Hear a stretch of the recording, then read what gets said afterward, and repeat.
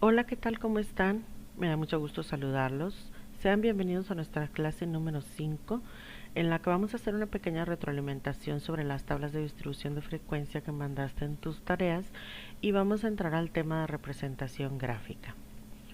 Estos temas están a partir de tu página 105. Espero que hayas tenido a la mano tu cuadernillo y hayas tenido oportunidad de leer. Y si no, pues ve por él en este momento para que lo tengas y lo puedas consultar. Bien, primero vamos a empezar con un poco de retroalimentación de las tareas que estuviste mandando. Quiero mostrarte algunas de las tablas. No necesariamente son las únicas que están bien o que están equivocadas, pero son de las primeras que recibí, así que eh, son las que tomé de ejemplo, ¿sí? Muy bien.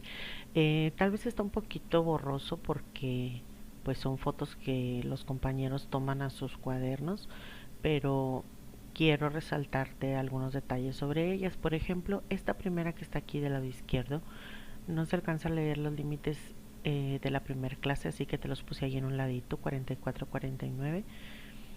Y pues esta tabla es de un tamaño 5 y aquí a esta persona le están saliendo 10 clases. Y lo que te quiero destacar es que aquí está en ascenso 1, 3, 3, 4, 6, 7, 11 y luego empieza a descender y eso pues es algo que es deseable, ¿sí? Por este lado tenemos los dos ejemplos de otro compañero en el que tiene un tamaño 11 en esta tabla de la izquierda y le están saliendo 6 clases. Una de las cosas que me comentaban en las dudas, que estaban preocupados, es que cuando pasaba situaciones como esta, en la que dos clases se están repitiendo, B va en ascenso 2, 6, 14 y luego en descenso 8, pero durante dos clases se mantienen 8. Entonces que si estaba equivocada su tabla, si le salía así. Y yo les decía que si respetamos las reglas de que todas las clases sean del mismo tamaño y esta tabla lo está cumpliendo, eh, y la suma de las frecuencias nos da el total de datos de la muestra, eso es una tabla correcta. Que pase esto de que en dos clases tengan la misma frecuencia no es muy deseable para la distribución y luego vamos a ver lo que es la distribución normal, pero no significa que la tabla esté equivocada. Este detalle de salir 8, 8 muchas veces se corrige con empezar un poco antes. Por ejemplo, aquí haber empezado en 40, no tengo a la vista los datos reales, pero tal vez empezando poquito antes hace que uno de los datos que está aquí, que tal vez está en la orillita del lado inferior, se pueda pasar a la siguiente clase, a la clase que está antes, y eso ya hace que aquí quedara, por ejemplo, si aquí pasamos una persona, acá quedarían 9 y aquí quedarían 7 y ya es más claro el descenso. Entonces, son meras sugerencias, acuérdate. La manera de revisar si la tabla es correcta es ver que todas las clases tengan el mismo tamaño y que la suma de las frecuencias nos dé el total de datos de la muestra. Muy bien, esta misma persona tiene por acá otra tabla de tamaño 9, va de 9 9, 41 a 50, 51 a 60 y así se va, y le están saliendo 6 clases. Esta sí tiene un ascenso 2, 6, 10 y luego un descenso 8, 5, pero al final le vuelve a salir un ascenso de 9 y eso pues no es muy deseable porque ya que ahorita que veamos las gráficas vas a ver que la tendencia es que suba y baje nada más, ¿sí? Entonces, te insisto, no son tablas incorrectas, pero hay distribuciones mejores, ¿de acuerdo? Muy bien. Esta otra tiene un tamaño 11 con 5 clases. Déjame regreso a la anterior. 4150 parece que es la misma. 5160, 6170. ¿Qué pasó aquí? Ah, no es cierto, la otra era de 9. De acuerdo. Esta es de tamaño 11 y le salen 5 clases. Tiene un ascenso 3, 6, 13 y luego un descenso 8, pero vuelve a subir a 10, que es lo que te decía, que aunque no es incorrecta, es deseable buscar otra distribución para que eso no pase. Muy bien. Esta otra, aquí te quise poner este ejemplo. porque tiene un error la tabla del compañero o compañera. Fíjate, tiene 40-51 y así va. El asunto es que la penúltima clase termina en 99 y la última clase le empieza en 99 y acuérdate que debe empezar en la unidad siguiente. Entonces, por eso es que te quise compartir esta tabla, por el error de el límite inferior en la última clase. Muy bien. Esta otra, te quise mostrar que aquí el compañero hace 20 clases, que aunque está en las recomendaciones entre 5 y 20, pues a veces no es muy deseable que sean tantas, porque empieza a pasar esto que le está sucediendo. Fíjate, tiene frecuencia 1, 1, 1, 2, 2, o sea, hay un ascenso, pero se mantiene, y luego vuelve a bajar a 1, 1, vuelve a subir a 3, y así está, 4, 3, 2, 2, 1, 1, vuelve a subir 3, y luego le salen 7 y 3.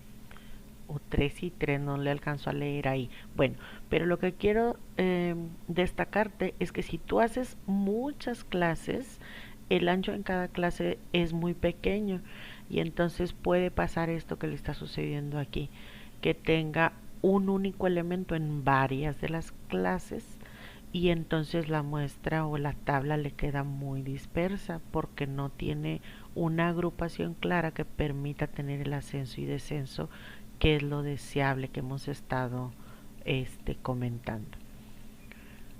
Y por último te quiero compartir esta última tabla. Bueno, aquí esta persona hizo 2, pero en esta clase del lado izquierdo le pasa que hay 2 clases con la misma frecuencia, que te insisto, aunque es una tabla correcta, no es lo más deseable. Y esta del lado derecho le quedó muy bien, muy bonita. Fíjate, es una tabla de tamaño 10 y le salieron 6 clases y tiene un ascenso claro 2, 6, 10 y luego un descenso 9, 7, 6. Entonces es una de las mejores distribuciones, o es lo que se pretende, que tengan las mejores distribuciones posibles. Muy bien, entonces, en conclusión, ¿cómo vas a evaluar tus tablas? ¿Es correcta mi tabla? Te estoy ahora separando las recomendaciones que te puse la vez pasada, en que las de arriba son las que tú vas a intentar cumplir. Dice, todas las clases son del mismo tamaño, la suma de las frecuencias absolutas es el total de la muestra, se recomiendan entre 5 y 20, ojo, dice recomiendan. Si ves que te empieza a pasar como la que te mostraba ahorita, que sale 1, 1, 1, 3, 3, 5, 4, 4, 3, 3, 3, 2, no es muy deseable que eso pase. Pero entonces, si son muchísimos datos y te permite hacer una distribución en la que se note un claro ascenso y descenso, pues puedes extenderte a más clases. Pero si no, si te fijaste, entre 5, 7, 9 clases son las que se comportan un poquito mejor. Otra de las cosas que no te puse ninguna foto, pero ya lo había comentado la vez pasada, es que no debes tener clases desiertas. Si tú estás haciendo las clases de cierto tamaño, de modo que una de las clases no cae ninguna persona ahí, eso no es muy deseable para una buena distribución. Y por último, que abarque a todos los datos obtenidos en la toma. ¿Sí? Eso es lo que debes de cumplir para decir que tu tabla es correcta o que es incorrecta. Ahora, como deseable, que las frecuencias vayan en ascenso y descenso, procurar que el primer punto medio marca de clase sea cercano al primer dato real, eso es una mera recomendación. Y dice la última que se sugiere un número impar de clases. ¿Okay? Son recomendaciones y son requisitos, digamos, estos de arriba. ¿De acuerdo? Muy bien. Bueno, entonces, en general, tus enunciados de la mayoría de los que recibí son correctos porque están cumpliendo con ser afirmativos y descriptivos. Entonces no te puse ninguna foto de retroalimentación de enunciados, pero cuando tú estés haciendo, por ejemplo, tus enunciados para el proyecto, nada más enfócate en que no lleven juicios, que sean afirmativos y descriptivos y que se apoyen en los datos que van surgiendo de las mismas tablas o de cómo vayas construyendo tus gráficas, que también es lo que vamos a ver ahorita. Muy bien, entonces, continuando con el proceso estadístico, vamos a entrar a la fase de representación gráfica y para esto vamos a hablar ahora de gráficas, pero vamos a trabajar únicamente con gráficas especiales para datos agrupados, que son los que tú vas a trabajar en tu proyecto. Datos que ya están clasificados en tablas de distribución de frecuencias, ¿de acuerdo? Entonces, vamos a tener 4 tipos de gráficas diferentes para representar los datos agrupados, que varían un poquito con respecto a la investigación de gráficas que tú hiciste, porque aquella sirve para datos que están sueltos, que están no agrupados. Entonces, estos 4 tipos de gráficos son especiales para datos agrupados. Se llaman histograma, polígono de frecuencias, curva de frecuencias y ojiva. Muy bien, vamos a hablar primero acerca del histograma y lo vas a reconocer muy fácil porque el histograma es una representación en barras verticales o columnas, ¿de acuerdo? En la que cada columna o rectángulo, que se va a formar como una especie de rectángulo, va a tener todas el mismo ancho. ¿Por qué todas tienen el mismo ancho? Porque todas las clases en nuestra tabla tienen el mismo tamaño. Entonces dice por aquí que cada rectángulo corresponde a una clase. Lo que tiene en especial el histograma es que todas las clases van a ir pegaditas, porque donde termina una clase inmediatamente empieza la siguiente. Y el otro detalle es que en el eje horizontal, que es donde va nuestra variable, ahorita vas a ver la gráfica, va a ir graduado no las clases, sino las marcas de clase, que ya platicamos, aunque no hemos hecho ninguna tabla con eso, que es el punto medio en cada una de las clases, ¿de acuerdo? En el eje horizontal va a ir la variable que estamos estudiando y en el eje vertical, igual que las que hiciste para datos no agrupados, va a ir la frecuencia de cada clase, que en este caso vendrían siendo los individuos, elementos, personas que cayeron en cada clase. De manera que cada rectángulo va a tener tanto alto como frecuencia tenga cada clase. ¿De acuerdo? Muy bien, vamos a ver una tabla en la que ya te hice por aquí la escala. Para poder graficar el histograma, el polígono de frecuencias, la curva de frecuencias y la ojiva, vamos a necesitar agregarle una columna más a nuestra tabla, de la que no habíamos hablado, aunque ya te había mencionado un poco. Esa columna viene siendo la marca de clase. La marca de clase, como ya dijimos, es el punto medio en cada clase. Entonces, por ejemplo, aquí te copié de nuevo la tabla que habíamos usado en el ejemplo de la clase pasada de los salarios en miles de dólares, que está en tu cuadernillo. Y si te fijas en la columna X, en la primera clase el 12.495 sale de que tú hagas la suma de los límites en la primera clase. Por ejemplo, si tú sumas 10 más 14.99 te da 24.99, que porque quiero el punto medio lo divido entre 2 y me da 12.495. Por favor, confirma, detén esto y confirma la operación de todas las marcas de clase que te estoy poniendo en esta tabla. Ya vienen en tu cuadernillo. Si te acuerdas, esta tabla te habían completado más columnas de las que mencionamos la vez pasada. Entonces harías lo mismo, por ejemplo, con la segunda clase. 15 más 19.99 te da 34.99, lo divides entre 2 y te da 17.495. Y así te vas con cada una de las clases. Por favor, detén esta reproducción hasta que confirmes todas estas marcas de clase que te estoy poniendo aquí. Muy bien. Bien, una vez que confirmaste todas las marcas de clase, te decía ahorita que en el eje horizontal vas a graduar a la variable que estamos estudiando, que en este caso es el salario en miles de dólares. Y quiero que te fijes que lo que estoy poniendo en la escala son las marcas de clase.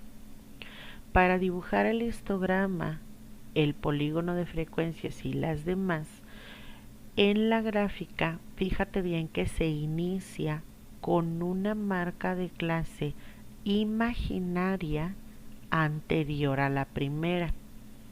Si tú observas la tabla, la diferencia de una marca de clase y otra se mantiene. ¿Ya te fijaste? Por ejemplo, si tú haces la diferencia de 12.495 a 17.495, hay 5 unidades de diferencia. De 17.495 a 22.495 también hay 5 unidades de diferencia. Entonces, todas las marcas de clase van a tener la misma variación. Esa es otra manera en la que te puedes dar cuenta que tu tabla la hiciste correctamente. Muy bien. Como ya sabes la variación que tienen, tú te vas a imaginar que existiera una clase anterior. Y entonces, si las marcas de clase van de 5 en 5, una marca de clase anterior a la primera sería regresarnos 5 unidades del 12.495. Entonces, si tú haces 12.495 menos 5, caes en el 7.495, que es lo primero que yo estoy graduando aquí en la escala horizontal. ¿Ok? Y conservando la misma distancia entre una marca y otra, voy a poner a cada una de las marcas de clase que están en mi tabla. Hasta aquí 32.495 es la última marca de clase que está en mi tabla y debo concluir la escala con otra marca de clase adicional que es imaginaria y que sería posterior a la última marca de clase. ¿De acuerdo? Entonces, van las marcas de clase que están en mi tabla, pero debo empezar la escala con una antes y una después, que las menciono como imaginarias porque no están en realidad en mi tabla. ¿De acuerdo? Muy bien. El otro detalle es que, si te fijas, yo puse aquí una línea quebrada. Esa línea quebrada va a ser necesario que tú la pongas cuando las unidades con las que estás trabajando estén lejos del cero. Tú ya has graficado en un eje coordenado y entonces sabes que esta esquinita representa 0 para el eje horizontal y 0 para el eje vertical. En el eje vertical no hay problema porque si te fijas, por ejemplo, aquí va de 2 en 2 y hay frecuencias que pueden estar aquí cerca, pero como nuestros datos puede ser que estén manejados en unidades que están lejos del cero. Por ejemplo, imagínate que estás graficando estaturas en centímetros. ¿Cuánto mide la persona más bajita que tú te encuentres en un salón? Pues a lo mejor cerca de 150 centímetros. Entonces, si tú no pones este simbolito para representar que vas a omitir parte de la escala, tus clases quedarían muy a la derecha. ¿Sí me estoy explicando? Entonces, cuando las unidades de tu variable no estén cercanas al cero, vas a poner esta línea quebrada para decir que estás omitiendo parte de la escala. Y después de esa línea quebrada puedes empezar a graduar lo que sea que tú necesites para la tabla que quieres representar. ¿De acuerdo? Muy bien. Ahora, en el eje vertical van a ir tus individuos, tus elementos que estuviste midiendo, contando o encuestando en tu muestra. Entonces, vienen siendo los que tú tienes en tu segunda columna de frecuencias absolutas, que en este caso son los trabajadores. ¿Qué tan alta vas a hacer la graduación en el eje vertical? Pues te vas a fijar cuál es la frecuencia más alta que se presenta en la tabla. En el caso de mi tabla, la frecuencia más alta es un 16, por eso es que yo estoy graduando hasta el 18. La graduación Eso sí, debe ir toda del mismo tamaño, es decir, yo aquí por ejemplo me fui de 2 en 2, pero por ejemplo si tú estás queriendo graduar, vamos a decir hasta el 45 y el espacio que tienes disponible te permite poner de uno en uno, puedes hacerlo. O si el espacio que quieres dibujar es muy pequeño, pues puedes graduar de 5 en 5 o de 10 en 10. Vaya, según el espacio disponible y según la frecuencia más alta que necesites graficar, es la escala que le vas a dar al eje vertical. Recordando que todas las unidades deben ser del mismo tamaño. ¿De acuerdo? Muy bien. Bien, entonces vamos a intentar hacer el histograma. La primer clase, como es imaginaria, pues no tendría ninguna persona en nuestra tabla. La primera marca de clase. La segunda marca, que viene siendo nuestra primer clase, tendría a 7 personas. Entonces vamos a hacer un rectángulo centrado en el 12.495 y que llegue hasta una altura aproximada de 7. ¿De acuerdo? Muy bien. La siguiente, centrada en el 17.495, llegaríamos hasta 15 personas. Fíjate cómo estoy intentando que los rectángulos tengan el mismo ancho y que estén pegados. ¿De acuerdo? Muy bien. El siguiente va a ir centrado en el 22.495 y va a llegar hasta una altura de 16, que es el más alto de todos. Ahí se me salió un poquito más gordito. Muy bien. El siguiente va a ir centrado en el 27.495 y son las clases ya que vienen en descenso, entonces este tiene una altura de 10, ¿sí? Y último va a ir centrado en el 22.495 con una altura de 2, entonces hasta aquí, ¿sí? Muy bien, aquí intenté hacerte ya el dibujo. Me ayudé con el Excel. Bueno, ahí quedaron empalmadas. Déjame quitarlo. Hay una disculpa, por favor, pero lo que quiero es que veas cómo nos quedaría ya el dibujo puesto en Excel de nuestro histograma, ¿sí? Muy bien. Pues nada más ver que todas las barras son del mismo ancho, todas están pegadas y llegan tan alto como llegue las barras del histograma. Obviamente pues ya tú puedes hermosear tu dibujo haciendo las barras de diferentes colores si lo deseas, pero lo que quiero que notes es que todas las barras son del mismo ancho y llegan tan alto como frecuencia tenga cada una de las clases. Muy bien. El siguiente tipo de gráfico es el polígono de frecuencias. El polígono de frecuencias, como su nombre lo dice, pues va a ser un grupo de líneas que nos van a armar una figura de varios ángulos en el que los segmentos de recta van a unir a los puntos medios de las partes superiores del histograma. Es como una gráfica de líneas, pero también se acostumbra a trazarla sobre el histograma, encima del histograma. Aquí es donde van a entrar en juego las marcas de clase imaginarias anterior y posterior que pusimos, porque en ellas es donde va a empezar a hacer el trazo, que tienen como frecuencia 0, ahorita lo vas a ver. El área del polígono es igual al área de los rectángulos del histograma. Y te decía que generalmente se acostumbra a trazarlo encima del histograma que ya hicimos. Entonces te estoy copiando de nuevo la tabla que estuvimos trabajando y la misma escala. Entonces si yo quisiera aquí trazar el histograma, lo que vamos a hacer es fijarnos que la primera marca de clase tendría una frecuencia 0 y va a llegar hasta la segunda marca de clase con una frecuencia 7, entonces pues más o menos por aquí, ¿ok? Luego tendríamos a partir de ella la siguiente marca de clase llega hasta el 15, entonces vamos a unir a este. No se está viendo, déjame le cambio de color.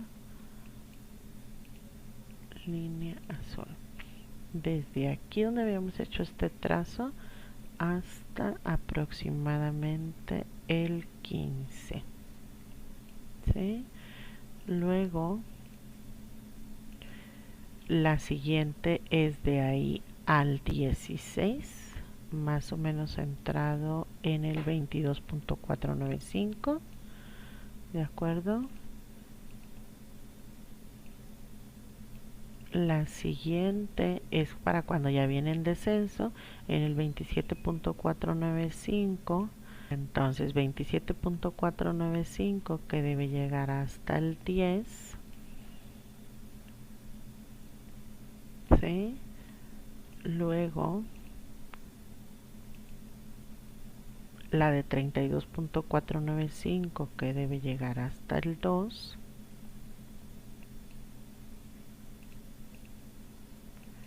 Y como la marca de clase posterior que pusimos es imaginaria, y terminaríamos en el 0. De manera que, ¿de acuerdo? Entonces, cerrado con el eje horizontal. Hay una disculpa, pero está muy complicado hacer el trazo aquí. Mira, en la siguiente página ya te puse el dibujo que me ayudó el Excel a hacer. Déjame borro este. ¿Dónde está el borrador? Aquí. La gráfica que el Excel ya me ayudó a hacer y te queda más o menos así. Y te decía que como termina y empieza en el 0, se cierra con el eje horizontal y se forma ya un polígono. ¿De acuerdo? Entonces, es lo mismo, vas a utilizar las marcas de clase, vas a utilizar las frecuencias y entonces tus líneas van a llegar tan alto como tenga frecuencia cada clase. ¿De acuerdo? Muy bien. Una de las cosas que decía es que el área del polígono corresponde al área de los rectángulos y eso lo puedes ver si tú haces el trazo encima de tu histograma, que ¿qué es lo que hacemos aquí? Aquí lo que hacemos es poner un punto, una marquita en la parte central de cada barra del histograma, ¿sí? Porque es lo alto que llegaría a cada frecuencia, con una marquita en el 0 para la imaginaria anterior y posterior, y luego ya unes con tramos rectos esas. Y entonces lo que hacemos es hacer el trazo uniendo cada punto medio que marcamos encima del histograma. ¿De acuerdo?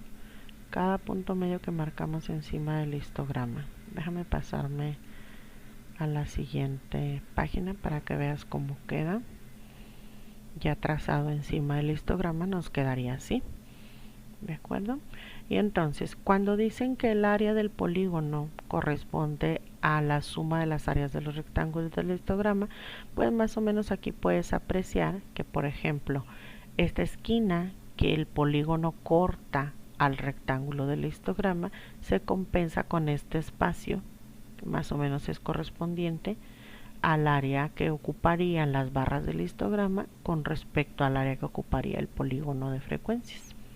Y entonces cada una de estas esquinitas tiene esa compensación, por eso es que nos hacen esa referencia. Muy bien. La siguiente gráfica es la curva de frecuencias. Y algunos autores la definen como que es el mismo polígono de frecuencias pero suavizado, es decir, el polígono lo hicimos con trazos rectos y la curva de frecuencias se hace con trazo suave para que parezca una curva, ¿de acuerdo? Y menciona por aquí que entre mayor sea el número de datos y por ende el número de clases, el polígono de frecuencias se va a asemejar más a la curva de frecuencias porque tendríamos los trazos rectos más pequeños y entonces va a ir quedando más suave el trazo. Entonces aquí te puse algunos dibujos de lo que representaría una curva de frecuencias Y cuando nosotros pretendemos en una tabla de distribución de frecuencias que la tabla se distribuya lo mejor posible, es intentar que nuestra curva de frecuencias se parezca lo más posible a una curva de distribución normal, que es como esta que te estamos poniendo del lado izquierdo, en la que las clases tienen un claro ascenso y descenso, y las clases centrales son las que tienen la mayor frecuencia y el descenso es suave hacia un lado y hacia otro. Ya ves que teníamos ascensos en donde de pronto algunas clases quedaban muy cercanas en el centro, o tenían un descenso brusco, por decir, de 34, 10 y luego 2. Entonces, cuando el descenso es parejito para los dos lados, tiene la tendencia a tener este comportamiento en la curva de frecuencias como una distribución normal, ¿sí? Pero pues en la realidad vemos que a veces eso no pasa. Entonces nuestra curva de frecuencias va a tener una distribución asimétrica como estas que te estoy presentando del lado derecho, en donde a esa asimetría se le conoce también como sesgo. El sesgo viene siendo como que la colita que se le forma a la curva, y entonces hay algunas curvas de frecuencias con sesgo a la derecha, sesgo positivo, que significa que las frecuencias más altas se presentaron en las primeras clases, de modo que subió muy rápido, y luego, como nos faltan más clases en la tabla, tienen un descenso prolongado, ¿sí? O hay curvas que tienen un sesgo a la izquierda, lo que significa que nos tardamos varias clases en llegar a las frecuencias más altas. Más o menos yo creo ahorita estás familiarizado con este tipo de curvas porque estás siguiendo tal vez los informes de noticias por la contingencia. Muy bien. Entonces, la curva de frecuencias se haría el trazo de manera similar a como estamos haciendo el polígono. Me refiero específicamente a que tú pondrías un puntito para señalar cada una de las frecuencias, ¿sí? 0 para la primera, 7 para la segunda, ¿sí? 15 para la tercera, 16 para la central, para la de más alta frecuencia, 10. O sea, haría lo mismo, es ir ubicando las alturas. La escala es la misma que estamos usando en las demás gráficas. Y 0 para la última, ¿sí? Pero aquí lo que vamos a hacer es hacer un trazo de forma continua. Vamos a ver si me sale, porque ya ves que si en el pizarrón soy mala dibujando, imagínate aquí con el ratón.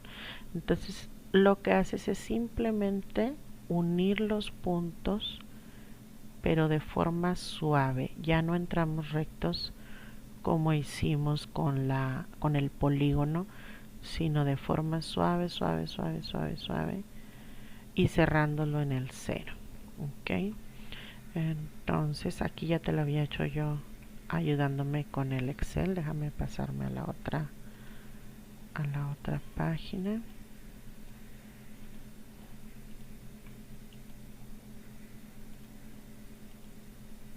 Ahí está, ayudándonos con el Excel. Así nos quedaría esta curva de frecuencias, que si te fijas, pues no está perfectamente simétrica, aunque sí tiene un ascenso y descenso. Tiene una especie de colita por el lado derecho, que es donde se está formando el sesgo. ¿De acuerdo? Muy bien, entonces la curva de frecuencias y el polígono de frecuencias prácticamente tiene los mismos puntos de referencia, pero el polígono es unido con tramos rectos y la curva de frecuencias es unido con tramos suaves. Muy bien. Por último, la ojiva. Mira, esta es la única que va a cambiar un poquito, en el sentido de que la ojiva se hace con las frecuencias acumuladas o se hace con las frecuencias relativas acumuladas, que no las hemos agregado a nuestra tabla. Entonces voy a trabajar con la frecuencia acumulada, que es la que ya conoces porque ya la trabajamos en la clase pasada. Y entonces aquí en nuestra tabla, si te fijas, en lugar de tener las marcas de clase, yo lo que tengo es la frecuencia acumulada. La frecuencia acumulada como lo que tengo ahora es un porque no llego a la frecuencia más alta, sino al total de datos en la muestra, fíjate que ahora mi escala es diferente. Déjame regreso a la anterior para que la compares. Ya viste, no avancé, ahí está. Aquí estábamos llegando hasta el 18 porque la frecuencia más alta que quería graficar era un 16 y aquí lo que quiero graficar cuando mucho es un 50. Entonces aquí estoy cambiando nuestra escala para poder graficar hasta un 50. Y entonces tengo las mismas marcas de clase en el eje horizontal y lo único que cambié es nuestra escala vertical porque ahora vamos a trabajar con la frecuencia acumulada. Y entonces la ojiva lo que hace es ponernos una curva en la que va a quedar una especie de S alargada abierta por la derecha, porque lo que voy a graficar es lo que se va acumulando ahí. Entonces fíjate, vamos a ver si me 7 para la primera, bueno, ahí me salió muy arribita, y luego llevo 22 más o menos aquí, luego llevo 38, luego llevo 48 y en la última es donde llego hasta el 50. Si te fijas, aquí ya no puse la imaginaria posterior porque es el límite que tengo de personas que voy a tener acumulados en nuestra muestra. ¿De acuerdo? Muy bien. Déjame intentar hacer el trazo. Y entonces ya lo que hacemos es únicamente intentar unir esos puntos de forma suave para darle la forma de S alargada que tiene nuestra ojiva. Y queda así, abierta por la derecha como ya habíamos comentado. Muy bien, déjame borrarla para mostrarte cómo me quedó ayudándome con el Excel. Así nos queda ayudándonos con el Excel en forma de S alargada, abierta por la derecha porque llega hasta el 50. Muy bien. Bien, ya casi estamos terminando, ya nada más te quiero comentar que es importante que veas que te estuve poniendo los títulos de las gráficas, las leyendas en los ejes, y eso es importante que todas las gráficas lo contengan. En el eje horizontal va la variable de estudio con sus unidades, en el eje vertical los individuos, elementos de nuestra muestra o población, y en el título va de qué se trata el problema. No me le vayas a poner aquí de título histograma porque me hacen eso, no, vas a poner de qué se trata tu problema.